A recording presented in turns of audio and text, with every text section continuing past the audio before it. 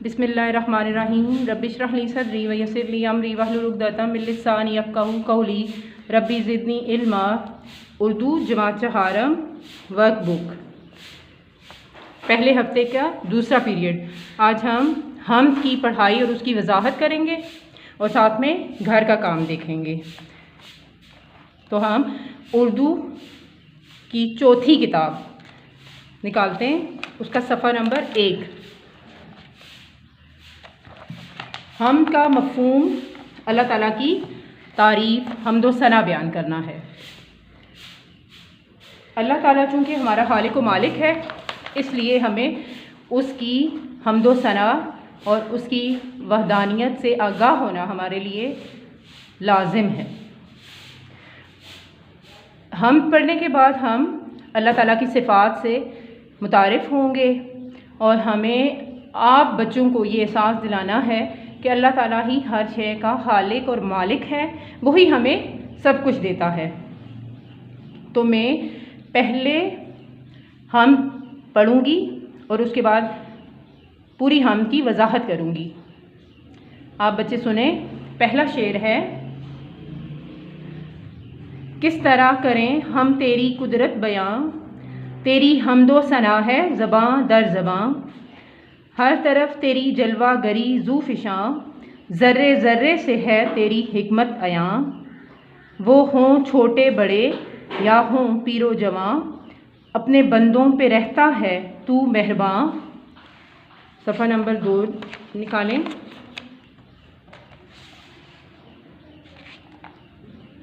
ये परिंदों के उड़ते हुए कारवां, तेरी अज़मत का है खूबसूरत निशान।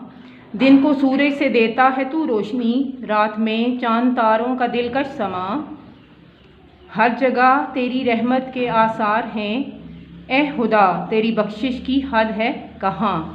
इस हम के शायर ज़ियाउर रहमान ज़िया हैं। ज़िया के ऊपर आप ये छोटी सी अलामत देख रहे हैं, ये तहल्लुस की अलामत है। यानी ये जो शायर हैं वो अपने ही नाम का एक हिस्सा जो है वो अपनी शायरी में इस्तेमाल करते हैं और ये तहल्लुस की अलामत होता है। बच्चों, आपने हम्द सुनी। इसमें शायर अल्लाह ताला की हम्द व सना बयान करते हुए ये कहने की कोशिश कर रहा है कि हम किस तरह तेरी अज़मत बयान करें, हम किस तरह तेरी हम्द व सना बयान करें। यानी हमारी वो हैसियत ही नहीं है। अब ये देखें ये किस कदर अहमियत की हामिल हम्द है, क्योंकि जैसे कुरान में जब अल्लाह ताला किसी चीज़ की तरफ किसी चीज़ की अहमियत वाज़े करने की कोशिश कर रहे होते हैं तो कसम उठाई जाती है, जैसे कसम है ज़माने की। तो इसी तरह शायर हज़रात जब किसी चीज़ को अपनी तरफ मुतवज्जह करने की या उसकी अहमियत दिलाने की कोशिश करते हैं तो वो इस्तफ़ामिया अंदाज़ या सवालिया अंदाज़ अपनाते हैं। जैसे किस तरह करें हम तेरी कुदरत बयां, तो आप देखें जिन सवालात में क्या क्यों कैसे किस आया है तो वो सवालिया होते हैं। इसी तरह इसमें भी यही शायर कह रहा है कि हमारी वो हैसियत ही नहीं है, हम इस काबिल ही नहीं हैं कि तेरी हम्द व सना बयान करें, तेरी कुदरत बयान करें। लेकिन चूँकि तू हमारा खालिक व मालिक है, हर चीज़ को पैदा करने वाला है और इस पूरी कायनात का कुल जहान का बादशाह है, उसकी कोई बराबरी नहीं कर सकता। तो हर इंसान का ये फ़र्ज़ है कि तेरी हम्द व सना करे, इसीलिए हर ज़ुबान पर अल्लाह ताला की हम्द व सना है।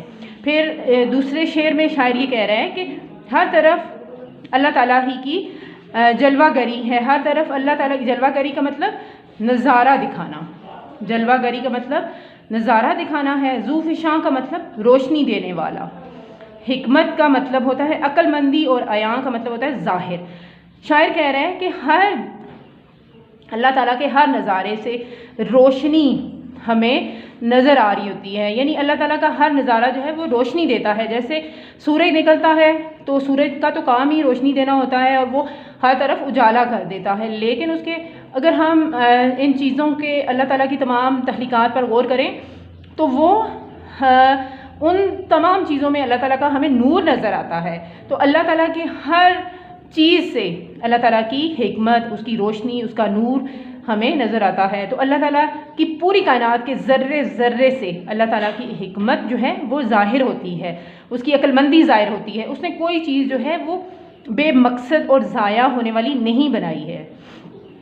तीसरा शेर देखें, वो हों छोटे बड़े या हो पीरो जवां, अपने बंदों पे रहता है तू मेहरबान।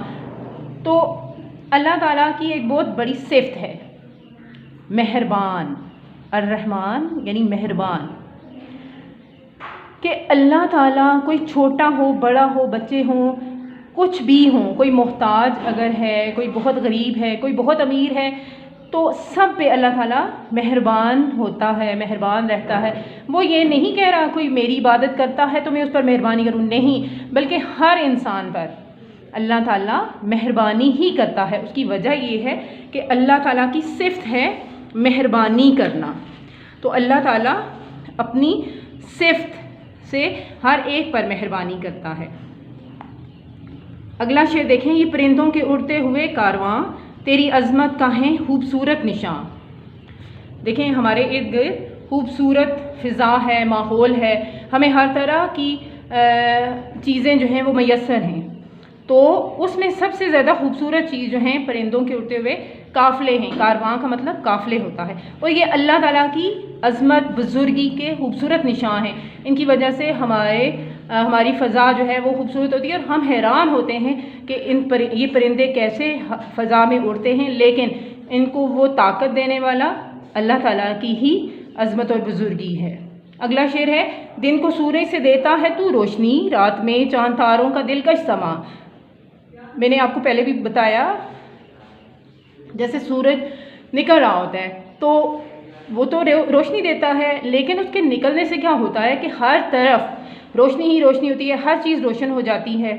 और रात को जब आसमान की तरफ हम नज़र करते हैं तो चाँद और तारों का खूबसूरत नज़ारा हमें देखने को मिलता है।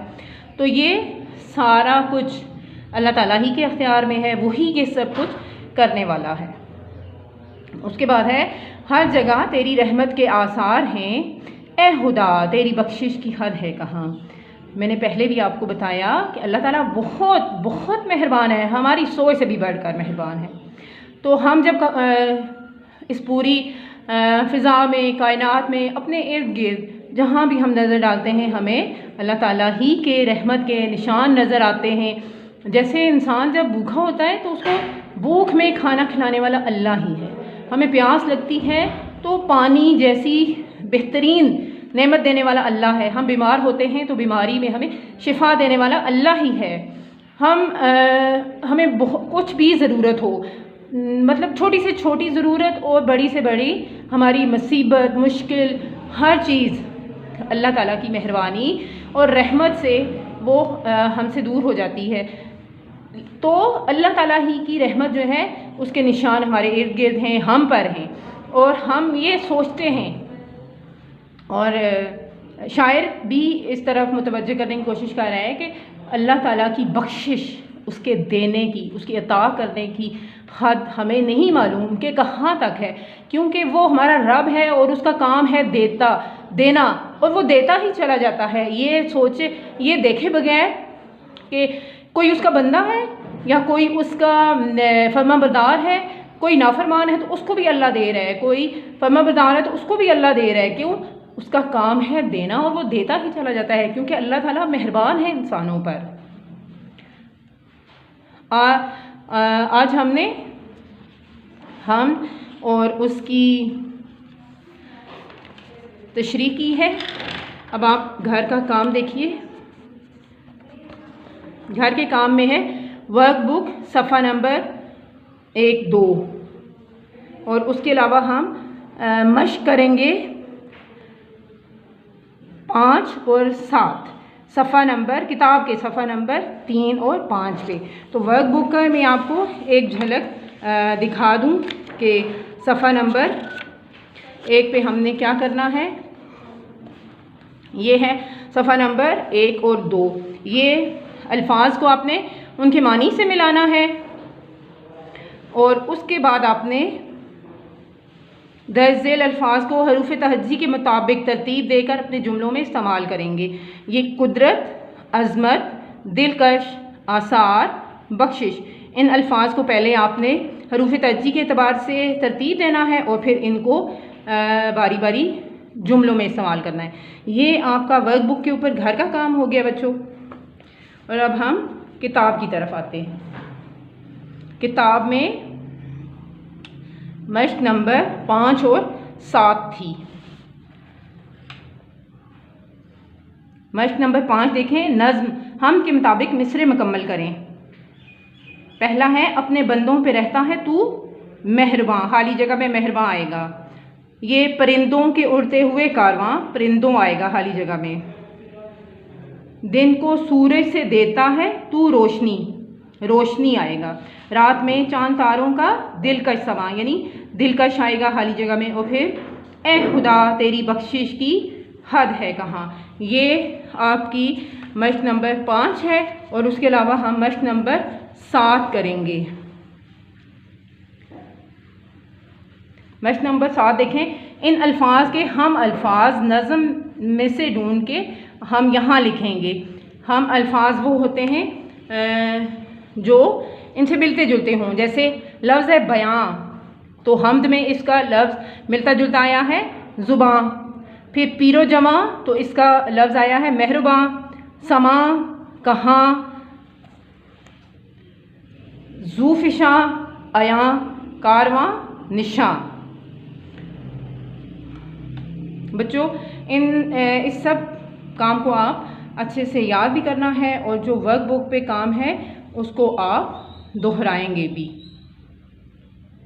जज़ाकल्लाह।